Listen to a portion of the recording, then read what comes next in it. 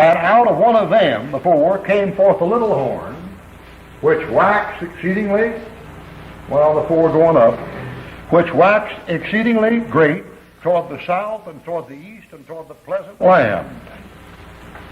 And it waxed great even the host of heaven. And it cast down some of the host and the stars of the ground and stamped upon them. Yea, magnified himself even to the prince of the host. And by him the daily sacrifice was taken away, and the place of his sanctuary was cast down. And a host was given him against the daily sacrifice by reason of transgression, and it cast down the truth to the ground, and it practiced and prospered. The host practiced, the host prospered, and it prospered against the truth, and truth was cast to the ground. And Isaiah said, truth is fallen in the streets. Now I heard this morning in the FM station, mine eyes have seen the glory of the coming of the Lord, he's tramping out the vintage, and get down the chorus and they're singing, his truth is marching on, Glory, glory, hallelujah, glory, glory, hallelujah, glory, glory, hallelujah. His truth is marching on. Don't you believe it? Don't you believe it? If you think his truth is marching on, go around this town and do some personal work and change your theology. Truth has fallen on the ground. Truth has fallen in the streets. Brother Larson, I was down there last night to stay with him. He's a friend of mine way years back. I used to know some folks down there named Sherman. He married that family, and he went off to Bob Jones. And when he come back from Bob Jones in the holidays and vacation, he'd argue with Mrs. Sherman about the Bible. And Miss Sherman, one of these ladies, she's up near, she's pretty close to 65 now. But she's a real Bible teacher, a real Bible student, and strong in the Word. And when he come back, she'd argue with him.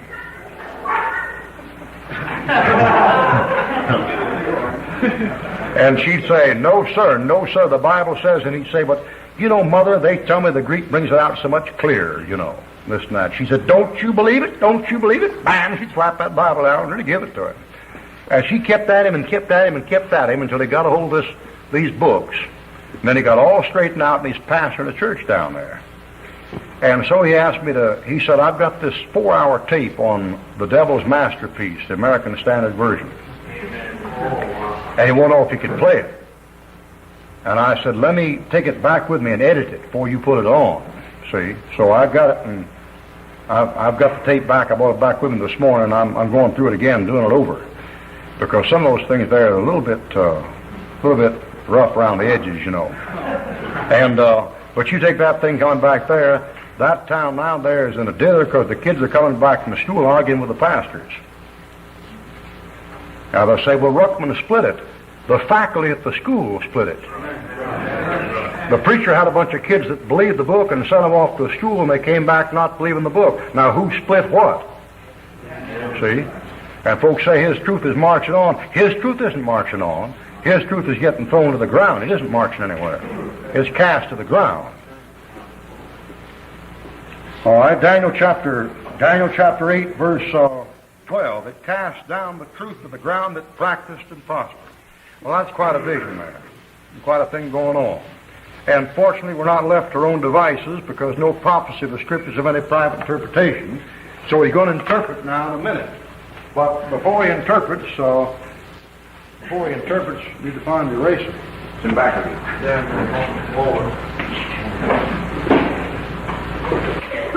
Before he interprets, we're going to try to locate this page. Now, in Daniel chapter 2, when you study, you have this setup. From Daniel's image, you have Babylon, that was clear. Then you had Media Persia after that was clear. Then you had Greece after that was clear. And then you had Rome after that was clear. And then you had 666. Now, the last set that we've been studying here for the last 3 weeks on the 4 beasts, you've been studying 3 beasts that come after this time. They come, this one here, of course, is a gap there for the tribulation. And in there you studied after Rome, you studied a lion and a bear and a leopard, and then you hit 666 again in here. Now, if we're going to take this system like I showed you, and I'm not saying it's infallible because I don't know it, but if we're going to take this system like I taught it to you, you've got England there, you've got Russia there, you've got the United States there, and you've got the devil's outfit there. Now, as it was given in Daniel chapter 7, it came out Persia for the lion, Greece for the bear, and Rome for the leopard. I mean, you're going to match Daniel 7 with Daniel 2, that's how to match. But if it goes beyond that, and I gave you some good reasons why it should, you have that. Now, if that is true, when you hit the ram and the goat, you're going beyond this. So you've got to step beyond the USA and get some country that's a ram and some country that's a goat, and then you run into 666 again. Does that thing come to there? So if this setup is consecutive, those kingdoms are Babylon, Persia, Greece, Rome, England, Russia, the United States, and then two more after the United States, which are unidentified. And one of them is a very peculiar thing that it moves west to east. No kingdom that moves west to east ever accomplishes a cotton-picking thing. If you move west to east, you get in trouble. Now, we fought west to east in World War II, but when we were fighting west to east in World War II, Russia, our ally, was fighting east to west. And we whipped Japan, but we whipped Japan going east to west, not west to east. And those conquering things go east to west when they move. When Hitler decided to go west to east, he lost his shirt. And when Napoleon went to west to east, he lost his shirt. And there's only one man that ever went west to east that could make it. And that was Alexander the Great, and he died before he got back in a drunken stupor at 33 years old. So this thing here is this he-goat is a peculiar thing. He's running west to east. He's run the wrong direction. But he prospers. All right, now the interpretation, 13. I heard one saint speaking, and another saint said to the certain saint which spake, how long shall be the vision concerning the daily sacrifice? Now the daily sacrifice was a sacrifice offered morning and night in the tabernacle and the temple. And go back to Exodus for this. Exodus chapter 29. I've been working in Exodus after we got through with it last year. I got through now to chapter 32, and I finally got that tabernacle worked out with all the priest's clothes and stuff. And I had to draw it for you now. I could draw it. But boy, it's sure taken some hard days. All right, Exodus 29:38. Now this is that which thou shalt offer upon the altar. 2 lambs of the first year, watch it, day by day continually. Daily sacrifice. 1 in the morning, 39, 1 in the evening. They're lambs, type of Christ. All right, Daniel chapter 8, verse 13. How long shall the vision be concerning the daily sacrifice and the transgression of desolation to give both the sanctuary, that's the temple, and the host to be trodden underfoot? And the host is mentioned in verse 10, the host of heaven. And he said to me, on the 2,300 days, then shall the sanctuary be cleansed.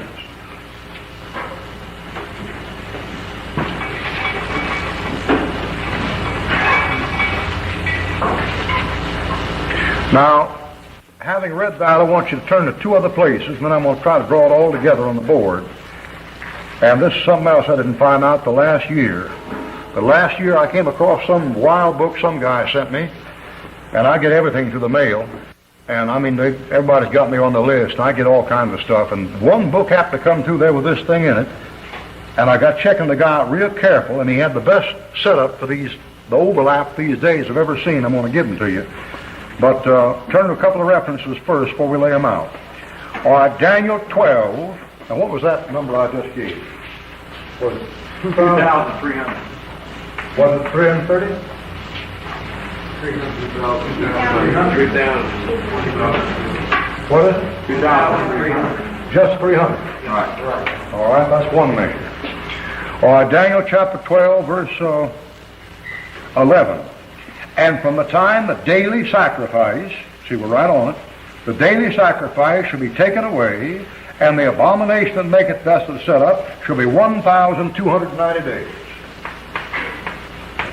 Second measurement. Verse 12. Blessed is he that waiteth and cometh to the 1,335 days. Third measurement. All right, now over to the book of Revelation, and let's get right down to tribulation. Look at the measurement here. Revelation 11. Revelation 11, verse 3. I will give power to my 2 witnesses, and they shall prophesy 1,260 days. Now those are the measurements given. And if we have the Great Tribulation, Daniel's 70th week divided in the middle, we've got 1260 days here and 1260 days here, and that's how all the charts give it. That is, if you got the chart from Pember or Larkin or Schofield or Gabeline or Pettingill or Sow or any of them, they'd run 3.5 years here, daily sacrifice taken away, the abomination of naked testament set up, 3.5 years to there, 1260 days here, 1260 days here. But the measurements are odds. 2 times 1260 will not make these totals. That'll make 3,520, won't it? 2,520. And that isn't any of these times given here at all. Therefore, Daniel's 70th week is not a perfect 7 years of a 30-day month, 42 months. It's not. There's some leftover on the beginning of the end. And we talked about that in Bible study through the years, and I never saw a system that made any sense till this thing came to the mail, and was sent by some wild, he was all messed up everywhere place else. I think it was Jehovah's Witness, by the way the thing looked. But sometimes you can borrow brains, you know. And this fellow had a setup here, and I'll show you how he laid it out. He laid it out this way.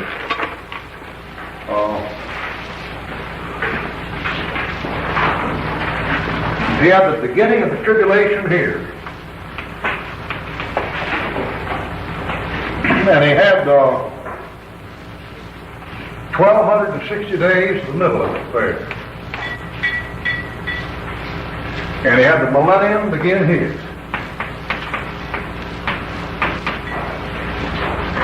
And he had the advent of Christ here.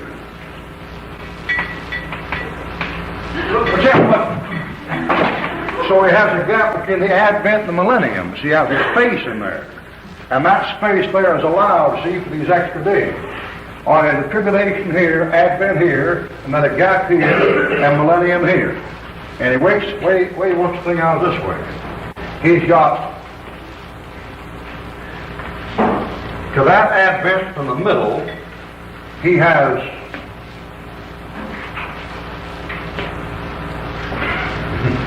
yes.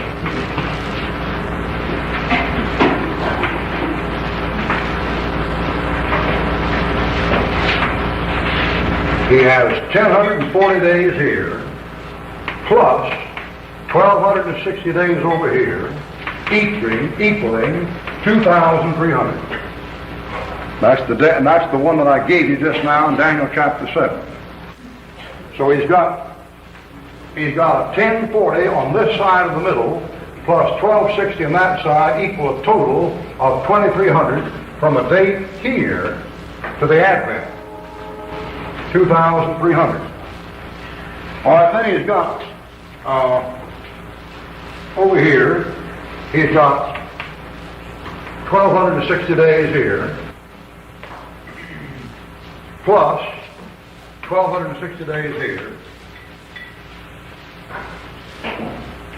equal 2,520.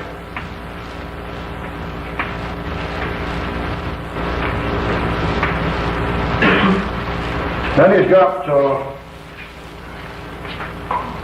1,260 here, plus 30, equal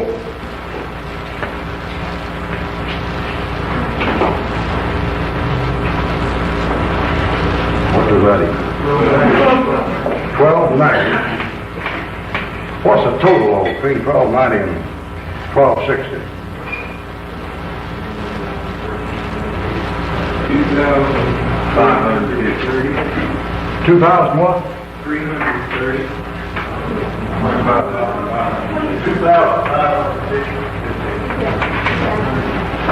50.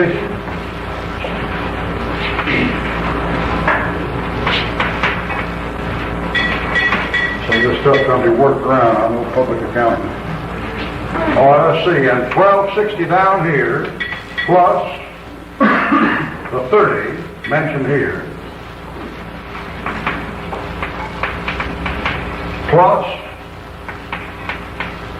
45 equal what? 95, 25.95. All right, let's see now. He's got the 1290 there, the 2,300 there, and this thing here, plus 45, is what? There. That's what that other date given in Daniel? 1335. All right, he's got that one there. 1, 2, 3, 4. Is that all the dates? So I gave you, wasn't it, 4 of them? All right, he's got that thing worked out to where the last half, if you take the last half, the 1335 is from the taking away the daily sacrifice until the millennium. The 1290 is from the taking away the sacrifice under the cleansing of the temple. And the 2,300 is from the taking away the sacrifice of the Advent. Is what he's got on there. Now, the only thing is, I've got something up in here.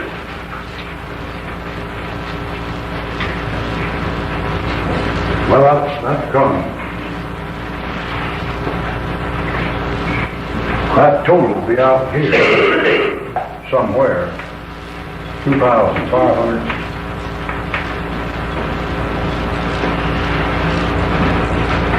Which doesn't match. It's off 30 days. All right, 2,520. Daniel's 70th week over there. Daniel's 70th week is an even 3.5 and 3.5. Daniel's 70th week over here, over after the Advent, which comes this much earlier than a full 7. And then the sanctuary cleansed 30 days after the week is over, and the millennium set up, what, how many days after that? 75? Is that right? Now you all, some of you mathematicians, you all get to work on that, but that's what the guys got worked out. Now, I've seen me as reasonable as anything. And I might make some changes there.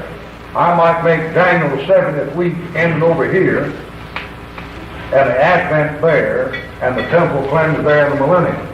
Or you can change these around. And you can say the temple is cleansed here, Daniel's 70th week over there, the Advent's there, you see. You can change them around. Shorthand abbreviations. All right, back to Daniel chapter 8. All clear as mud. All right, Daniel 8:14. Well, don't worry about it. It won't affect your income the next 10 years. Yeah.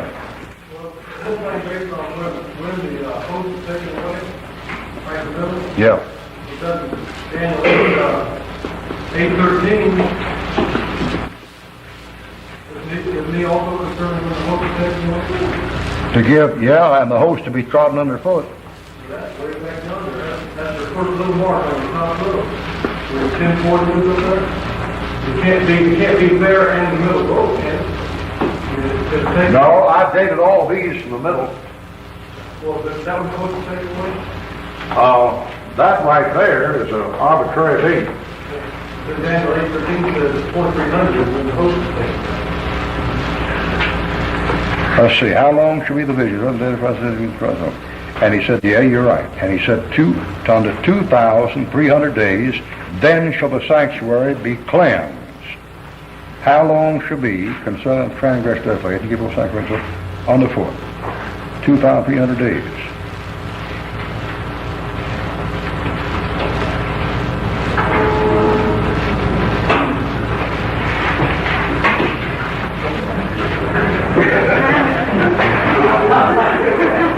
Well, you know, once upon a time,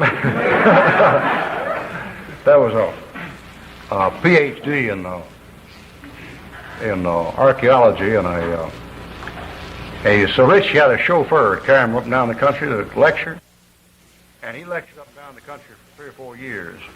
And finally the chauffeur said, I can't understand how I get paid $100 a week for driving you around. You get $800 a week for giving these lectures. Anybody can lecture what you've lectured. I've heard you lecture so many times that I can do it myself.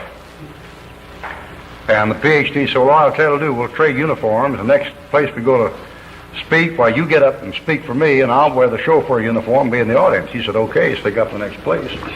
And they got up there, and the chauffeur got up to give his speech, and he gave it perfectly, you know. And the PhD was back in the audience sitting there like a chauffeur. When he got all through, some fellow in the audience asked him a question. Some guy out the audience said, raise his hand, and asked some question about some Timken roller bearing drilling at so many degrees, drilling down through some level of sedimentary rock, thousands of feet down. What layer would it be at? And the chauffeur said, well, he said, I'll tell you what, he said, that's a simple question. And he said, anybody can answer that question. He said, to show how easy it is, I'll let my chauffeur answer it.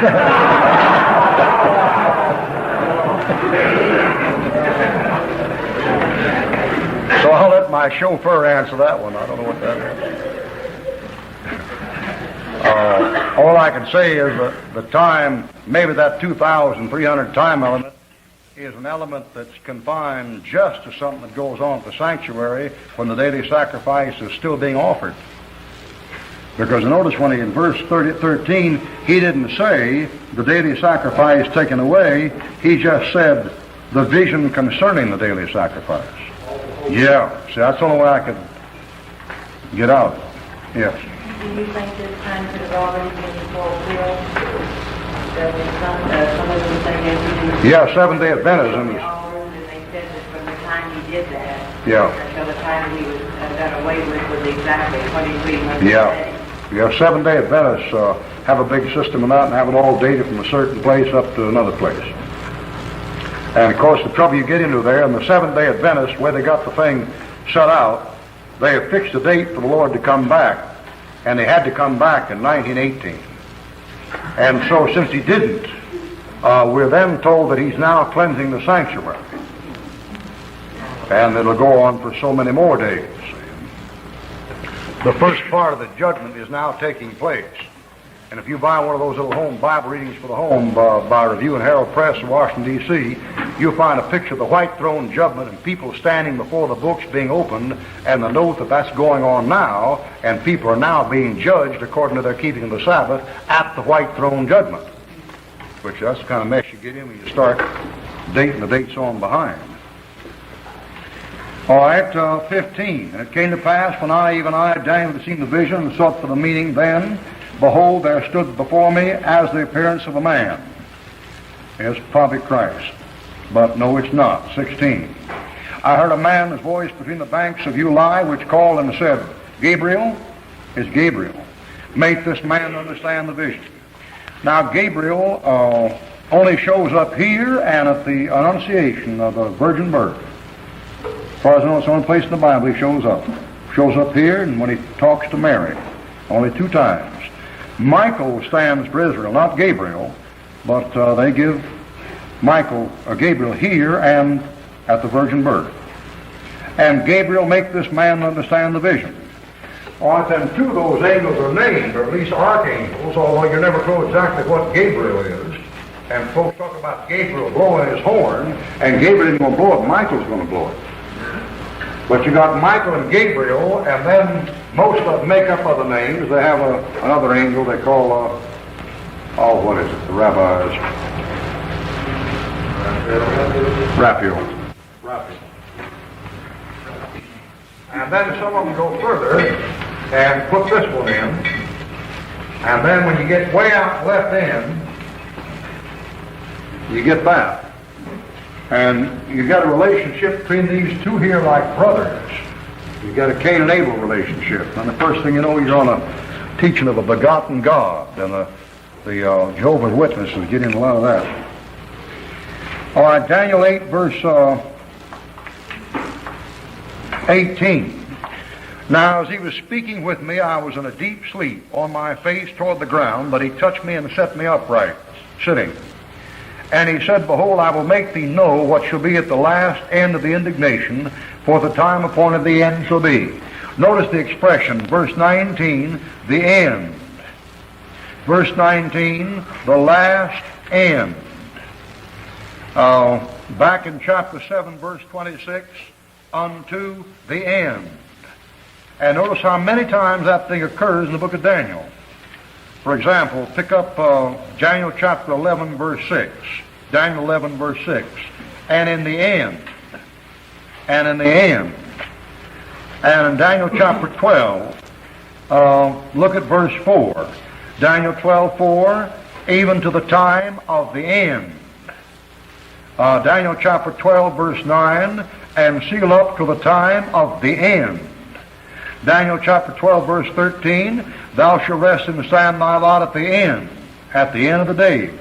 So Daniel very definitely is dealing with something up along in here, toward the end, in this time. All right, Daniel chapter 8, verse 20, definition. The ram which thou sawest having two horns are the kings of Media Persia. The ram are. The ram which thou sawest having two horns are the kings of Media Persia. The beast stands.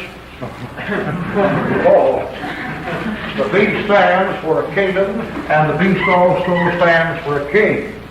So the ram stands for the kingdom of Persia. He has two horns, and the two horns stand for the two kings, Darius and Cyrus, king of Media, king of Persia. The ram which thou sawest having two horns are the kings of Media and Persia. And the rough goat is the king of Greece. This is the king of Greece, a kingdom and a king. And the great horn that is between his eyes is the first king, Alexander the Great. That's the first one they have. And Alexander travels west to east, and he conquers Persia. So if we're going to limit ourselves to historical exegesis, you still have the history right. Because Xerxes is running Persia, when old Alexander slaps into him, Alexander just tears him all to pieces. And Cyrus. And Alexander beats him at the Battle of Xerxes, Thermopylae, crosses the Dardanelles, comes down into Persia, goes through Persia, down through Palestine, into Egypt, across Palestine, through Persia, into India, and just about to China. He's heading for Mongolia when he gets through, going west to east. So historically, it's Greece attacking Persia. But that's why I made you read those verses. The end, the end, the end, the end. Because when Alexander in history attacked Persia, that was not the end. Therefore, you've got to look for double application. See, which is why I did the same thing up in here. I have a reason for doing those things. And there's things in the Scripture that show you where to place them. You cannot place these three back in here only. Now, you can place it back there and get history, but you're told they're end time. And these two here, you can put them back there and get beautiful history, but we're not dealing with history, we're dealing with prophecy. Daniel's a prophet. Daniel 8, verse 21. And the great horn that was between his eyes, the first king. Now that being broken, down here, whereas four stood up. Whereas four stood up for it, four kingdoms shall stand up out of the nation, but not in his power, not with the power of Alexander the Great. Now, Alexander the Great kingdom historically is busted into four pieces. Greece, and Syria, and Egypt, and Asia Minor. When Alexander dies. Whereas four stood up for it, four kingdoms shall stand up out of the nation, but not in his power. Now watch it carefully. But in the latter time, see, it's coming up in now. But in the latter time of their kingdom, When the transgressors are come to the full, well, they haven't come yet, but they're on the way. The transgressors are come to the full cup. A king of fierce countenance and understanding dark sentences, black magic, dark sentences, shall stand up. And his power shall be mighty, but not by his own power. Where does he get his power from? He gets it from the devil. You read Revelation 13 about the Antichrist, that the dragon gave him his power. Chapter 13, verse 4, which gave power unto the beast. All right, his power shall be mighty, but not by his own power. And he shall destroy wonderfully, and shall prosper and practice. Like verse 12, practiced and prospered. Verse 24, prosper and practice. And shall destroy the mighty and the holy people, the Jews, Israel. And shall destroy the mighty and the holy people. And through his policy, so they say foreign policy. What's our foreign policy? Through his policy. Also he shall cause craft to prosper in his hand. So you find craftsmen in Revelation bewailing the death of Babylon. The craftsmen are making images in Acts chapter 20. Shall cause craft to prosper in his hand. He shall magnify himself in his heart, like our studies in 2 Thessalonians 2. Magnify himself above every god, so that he as God sits in the temple of God, showing himself that he is God. And shall magnify himself in his heart, underline it, and by peace shall destroy many. Not by war, by peace. So he has the sign of a bowman. When he comes in, he destroys by peace.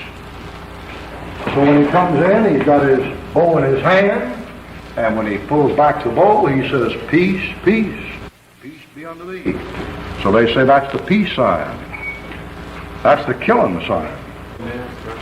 25, and by peace shall destroy many. He shall stand up against the prince of princes. Go back to verse 11. He magnified himself even to the prince of the host. 25, he shall stand up against the prince of princes. No doubt about that. That's Jesus. But he shall be broken without hand. Just that quick. He shall be broken without hand. And the vision of the evening and the morning which was told is true. Wherefore shut thou up the vision, for it shall be for many days. Not right away after Daniel's reign under Belshazzar. And I, Daniel, fainted and was sick certain days, like some of you are getting tangled with this meat. Afterwards I rose up and did the king's business, and I was astonished at the vision, but none understood it. Well, I know we're going to have to close there, because he goes on and explains this vision now in chapter 10 further. And in the interim, in the meantime, let's notice some things we can be sure of. This he-goat waxes great to the south, to the east, and to the pleasant land, Palestine. Therefore, this he-goat comes. This he-goat has to come from some place where east is a different direction than Palestine, and where Palestine is not south of him. It says he goes south, east, and to Palestine. Therefore, Palestine has to be north of him. Well, if he's Egypt, if he can't see these four divisions, if that he-goat came out of there, and those horns, and see, there are four horns. 1, 2, 3, 4. And the Antichrist is one of them. The little horn. All right, then the Antichrist comes from one of those places. If you want where the Antichrist comes from, he comes from Syria, or Greece, or Egypt, or Asia Minor. That's the one place he can come from. Because the little horn came out after the four were busted, and the four were busted. The four came out of Alexander after Alexander got killed in Greece. All right, now, if he comes from Asia Minor, if he goes south, he'll be in Palestine. So it can't be Asia Minor. If he comes from Egypt and goes south, he'll be down the back end of nowhere, down in Africa someplace. And if he goes to Palestine, he'll be going east, because Palestine is east of Egypt. It can't be from Egypt. If he comes from Greece and goes south, he comes into North Africa. If he goes east, he runs into Palestine. But the statement was, he goes south and east and to Palestine. Then that direction is west or north. And you can't go north and get to Palestine unless you're in Arabia, and Arabia wasn't one of the divisions. So, dear brethren, there's only one left. And there it is. If he's in Assyria and goes east, he goes into Persia. And if he goes south, he goes down to Arabia. And if he goes this way, he's going west, right into Palestine. So we teach the Antichrist will be a Syrian Jew. A Syrian Jew. And Judas Iscariot was a Syrian Jew. Southeast, Israel north, or southeast, Israel west. Israel has to be west, therefore the center is Syria. So we teach that Judas Iscariot, a Moabite, half-breed, Hamitic, half-Negro Jew, is a picture of the Antichrist. A Syrian Jew. And this will be the area he comes from. When he comes, he magnifies himself against the prince of the host, Christ. The stars come down, Revelation chapter 12, verse 4 to 10. He tell you those stars are angels, not literal stars. They're angels. And they come down and cast down with him, down to the earth. All right, now the next thing you notice about him we can be sure of is the Antichrist has something to do with Greece. Because that first king is a type of the Antichrist, Alexander, and the little horn comes right out of his head. Therefore, what we're going to look forward to is a revival of Roman religion, but Greek culture. Greek culture. And then we're going to look for an Antichrist that will come out of the Near East. That's how those things are going to work. Now, the religion is going to be Rome. The devil's a god, going to be worshipped. But the culture is not going to be Roman culture. It's going to be Greek culture. Phi Beta Phi, Sigma Sigma Nu, Kappa Kappa Nu, Phi Beta Kappa, Kappa Delta Phi. It'll be a Greek culture. And the man who is the greatest writer for the Greeks is the old boy that wrote the Republic. And the old boy that wrote the Republic said this. He said the government should get your children when they're born. And the government should raise your children. And you should live in communal groups. And the philosophers should run the whole nation. That's what he said. And there's nothing going on in the secrets of the Health Education Welfare Department right now that isn't in Plato's Republic. So it's going to be a Greek culture, and the God's going to be education.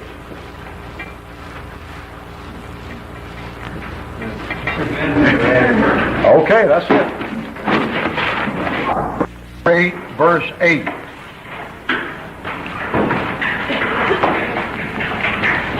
All right, Daniel chapter 8, beginning at verse 8. Therefore the he-goat waxed very great, and when he was strong, the great horn was broken. We talked about it last time. And for it came up 4 notable ones toward the 4 winds of heaven. And out of one of them came forth a little horn, which waxed exceeding great toward the south, toward the east, and toward the pleasant land. And it waxed great, even the hosts of heaven, and cast down some of the host, and of the stars to the ground, and stamped upon them. Yea, he magnified himself, even the prince of the host, and by him the daily sacrifice was taken away, and the place of the sanctuary was cast down. Now the Schofield note on this passage says, this passage is confessedly, takes 11 to 14, this passage is confessedly the most difficult in prophecy, a difficulty increased by the present state of the text. That is, there's something wrong with the Bible. Historically, this was fulfilled in and by Antiochus Epiphanes, but in a more intense and final sense, Antiochus but adumbrates the awful blasphemy of the little horn of Daniel. Historically, this was fulfilled in and by Antiochus Epiphanes. Now, Larkin will part company with Brother Schofield about there. And as I've told you before, Larkin will take you to Schofield, and Schofield will take you to Bullinger, and then Bullinger will take you to Ruckman, then you get jumped way out in the back end of nowhere. And consequently, when you leave here from this school, you don't ever make the mistake of trying to tell people half what you know. Because if you tell them a quarter of what you know, you'll be ahead of Schofield. And a lot of people can't even read the Schofield notes. So you have to be merciful to the brethren and come back and start little old things. Now, Larkin doesn't agree with Schofield, and Larkin says this, and I'm inclined to agree with Larkin. Antiochus Epiphanes is not meant. Antiochus did not live in the latter time of those kingdoms. He was the 8th out of 26 kings that ruled over Syria, and he died 134 years before the last of the 4 kingdoms disappeared. As Antiochus was one of the 26 kings who constituted the Syrian horn, he could not be that horn and also the little horn that sprang out of it. The little horn waxed exceeding great, but Antiochus never did. It is true he desecrated the temple at Jerusalem, but the Maccabees rebelled and in BC restored its worship.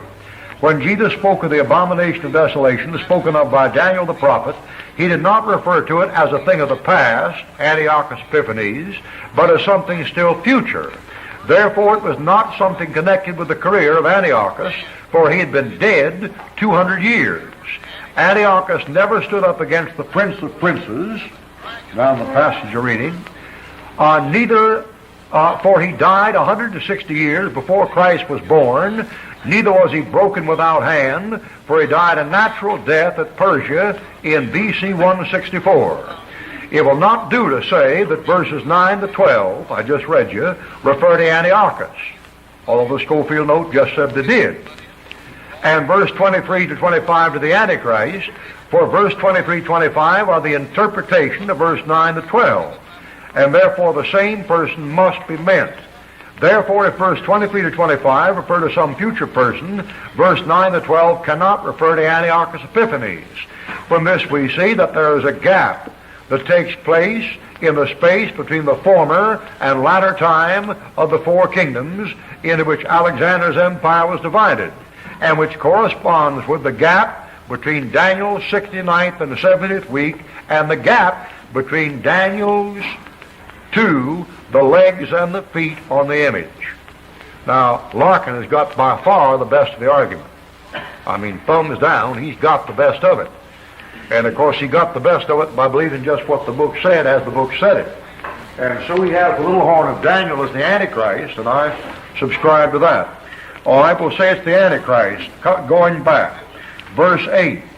Therefore the he-goat, we identified him before as Greece, the he-goat, waxed strong, and when he was strong, the great horn was broken, so we have the horn busted off, and it's Alexander the Great, and for it came up 4 notable ones toward the 4 winds of heaven, period. That's the end of the history. From here on, it's future. There's the gap right there. There's the gap. All right, the gap steps over into the time of the Antichrist. And last time when I put out those kingdoms for you, I put out Babylon, Persia, Greece, Rome, England, Russia, the United States, and then these 2 birds here, whatever they are. And that way, when that little horn pops up, he pops up after the United States has had the ascendancy, if you go by that configuration. Daniel 2, Babylon, Persia, Greece, Rome. Daniel chapter 7, England, Russia, United States. Daniel chapter 8, 2 more that I can't identify and don't know. And out of one of those comes this thing here. All right, 10 or 9. And out of one of them came forth a little horn which waxed exceeding great. Here. And he was strong. Exceeding great toward the south, something was below him. Toward the east, something was back on his left. Toward the pleasant land, something on his right. If it's on his right, it's Palestine, the pleasant land. Then by that location, he has to be in Syria. If he's standing like this, and we'll make you face the way he's facing, and he waxes strong to the east, he's going to China. Let's see. I can't get turned around to keep my direction straight. He waxes east out toward China.